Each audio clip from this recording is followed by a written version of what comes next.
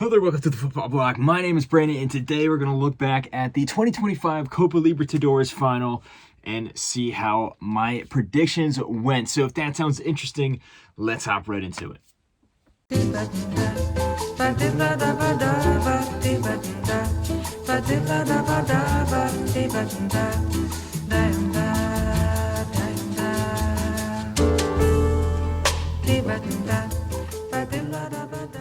So the 2025 Copa Libertadores has come to a close.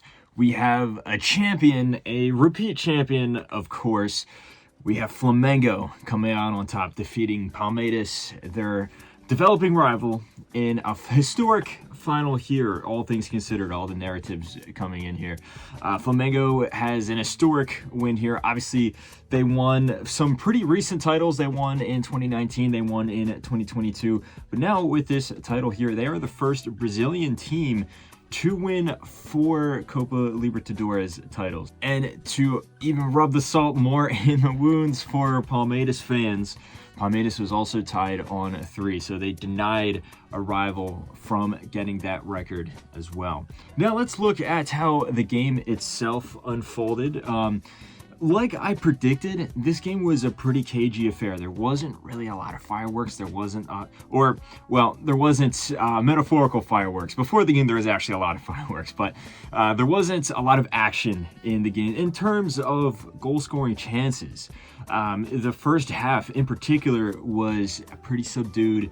It was pretty tactical. Both teams were trying to feel each other out. There was a few half chances here and there. I think Flamengo had the better share of the chances there. Bruno Henrique almost had a volley from pretty far out. Samuel Lino had a pretty good shot there. But that was pretty much it. Vitor Roque for Palmeiras did have a header that was off target. But other than that, there really wasn't a lot in terms of goal-scoring chances. There was some controversy, though, and that involved the referee. So, early on in the first half, there was a challenge where Rafael Veiga stamped on one of his opponents there. I personally don't think it should have been given as a red card, and it wasn't. It was given as a yellow. It seemed to be accidental. Now, the studs did go on the guy's calf. So, I mean, you can argue for a red card, but I personally think the referee made the right decision to give a yellow card. And because he didn't give a red card, the reason I mentioned this is because it's relevant for the next challenge, which I'm going to talk about here. And there was a bit of a scuffle later on in the first half between Fuchs and I believe it was Carrascal, the winger for Flamengo there, where Fuchs committed the foul. It was given as a foul. It was intentionally knocked the guy over, and it was a bit of a contentious one. You know, he left a bit of a foot in there. It was kind of, trying to intimidate his opponent. That center backs do that all the time. But then Eric Pulgar, the midfielder for Flamengo, in defense of his teammate, walked over, and I'm not even joking, literally just cleated Fuchs right in the shin. He just stuck his foot out and cleated him right in the shin. I mean, it was a typical Copa Libertadores foul. If you remember, in the final last year, we had a red card in the second minute of the game after a nasty challenge here. But surprisingly, despite the fact that Fuchs had 3 red lines across his shin. He literally took a shin guard. He was on the ground for a long time. There was blood coming out of his leg, it looked like. The referee didn't even call a foul. Like, he called the foul in the other direction for the foul that Fuchs committed. He didn't give a yellow card, let alone a red card on Eric Pulgar, which, in my opinion, that's a clear red card. And I guess the argument was because he didn't give a red card to Rafael Veiga, he wanted to be fair and not give a red card to Pulgar. But I disagree with that wholesale. And the reason why is because the challenge from Pulgar on Fuchs was completely intentional. The ball wasn't even in play. He was trying to hurt his opponent there. It doesn't matter if he didn't give a red card for, a similar type of contact earlier in the game. This was a straight red card. This was an act of violent misconduct. And that there, I think, completely changed the context of the game. Because if Palmeiras go into the second half with a man up, I think that's a whole different complexion of this match here. But regardless, that doesn't excuse Palmeiras for kind of playing so subdued and so dull, especially going forward. And this was an issue that we saw in the past few games where they actually drew a bunch of their games in the Brazilian league, and that form carried over into this match here. We saw a little bit of a spark in the second half where Alan, the winger there, he started to get on the ball a lot more. He started to create some really good chances for Palmeiras. Nothing of note really came out of it, but it seemed like Palmeiras had a little bit more energy coming out of the halfway tunnel there. That being said, Flamengo also had a few chances of their own, but it wasn't until the deadlock was officially broken in the 66th minute that we saw our first goal, and it was a set piece there. Arrascaeta, who's been phenomenal the whole season, he won the award for the MVP of this tournament. He sent in a beautiful cross, and then Danilo, the veteran there, stepped up. Wonderful height he was able to achieve with this jump. Easy header in off the post, 1-0 to Flamengo here. And like I said, it was a wonderful service from De Arrascaeta. It was a really good jump, really good header from Danilo. But the more you watch the replays, the positioning for Palmeiras defense, the marking was horrendous. Danilo is one of the most dangerous guys in the air, and he was completely unmarked there. Gustavo Gomez and I believe it was Murillo, both of them were just standing without any Flamengo player that they were marking. Meanwhile, Danilo was completely wide open in the box. He didn't even need to move. He just jumped up in the air and scored a header. And you saw these moments throughout the game. In the beginning of the game, there was a few times where Palmeiras actually played a pretty high line, surprisingly, and it got breached. Now, nothing came of that moment, but there was these little moments here and there where it was a lack of composure defensively, some silly mistakes here and there. And that hairline margin there in a game like this, of this magnitude, between two teams that are so talented, that's going to decide the winner. And that is ultimately what happened, as Flamengo was able to hold on to their lead there. Palmeiras subbed on a few other players. Felipe Anderson came off the bench. He provided a pretty good spark into the team. He created some chances there, but nothing really came out of it. Throughout the entirety of the match, Palmeiras had 0 shots on target. There was one chance at the end of the game where Vitor Roque really should have scored. The ball fell to him, and it looked like he skied it over the bar. It did take a deflection off a defender, but regardless, he should score that. But even that chance, it was kind of a chance you get towards the end of the game where you're packing tons of your players in the box and the ball just bounces around, and eventually you're going to get a good shot off.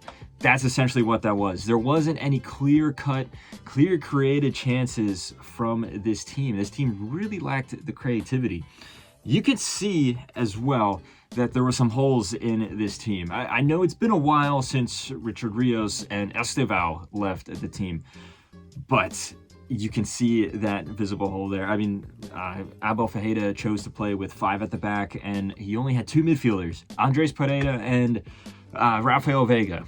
Rafael Veiga did absolutely nothing the entire game, and Andres Pereira, he was okay, but still, there was a fulcrum piece that was missing there. Palmeiras did not control the ball, and they're not a possession-based team. They're a team that does like to sit back. They do like to play reactive more so than proactive, but still, there was just a missing piece of the puzzle. There was a lack of a facilitator of the ball, and then when the ball does actually reach the final third, you're missing that spark, that hole there that Estevão left. It's really evident here at the top level against the biggest opponents. And on the inverse, you can see how good Richard Rios has been playing for Benfica, and then even more so how good Estevão has been playing for Chelsea there. But like I said, the game finished 1-0 to Flamengo. Deserved champions, you have to say. It does pay me to say, as someone that likes Palmeiras, but Flamengo, overall, they played smart, they played intelligence. They themselves didn't play amazing in this game. They didn't create a whole lot of chances, but I thought that they had the composure that Palmeiras lacked. And we saw that previously. For example, in the semifinals when they were able to defeat Racing Club 1-0 on aggregate there, 1-0 win in the home leg, and then a 0-0 draw in the return leg there. Great defensive performance across those two games here. We saw a repeat of that here. Like I said, the chances that Palmeiras had were half chances. And a big part of that was just, yes, the lack of creativity, as I said before, but also it was just a good defensive performance from Flamengo.